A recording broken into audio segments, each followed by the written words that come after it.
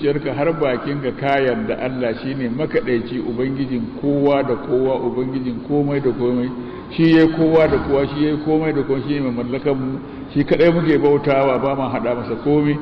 Ka ce ka tabbata annabi Muhammadu bawan Allah ne, Allah ne ya aiko shi da wannan addini na Islam. Kuma ka ce ka tabbata annabi Isa ba dan Allah bane, bawan Allah ne wanda Allah ya girmama shi, ya bashi manzanci, ya aiko shi duniya kamun a aiko annabi Muhammad sallallahu alaihi wasallama. Sai dai shi shaninsa yana da abun mamaki, kuma abun mamakin in an tuna Adam ba za a ga mamakin wannan abun ba.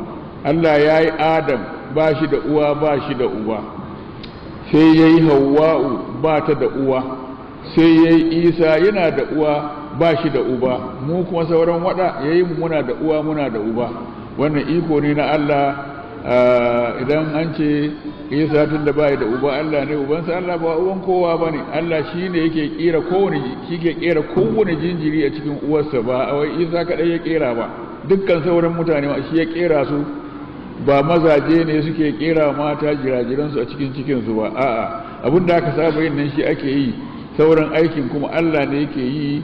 Saboda haka Isa ba ɗan Allah ba ne, bawan Allah ne mai daraja daga cikin bayin Allah, manzanni masu daraja wanda Allah ya aiko shi kamun annabi Muhammad sallallahu alaihi wasallam.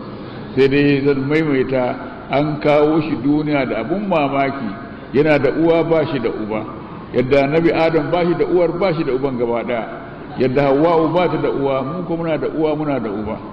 Ka yarda da abin da ka faɗa? Ka ce alhamdulillah. Ka zo musulmi, muna yi maka murna.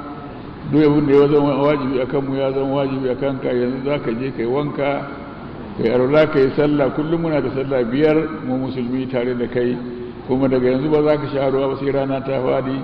In rana ta fadi sai ka yi niyyar za mu karasa wannan watan azumi tare da kai insha Allah. Ko muna roƙa maka Allah ya baka dukiya ka fidda zakka, Allah ya baka lafiya, ya baka dama ka je ka yi haji. Kuma mu musulmi ba ma cin naman alade, kai ma kenan ba za ka ci naman alade ba. Menene sunanka na da?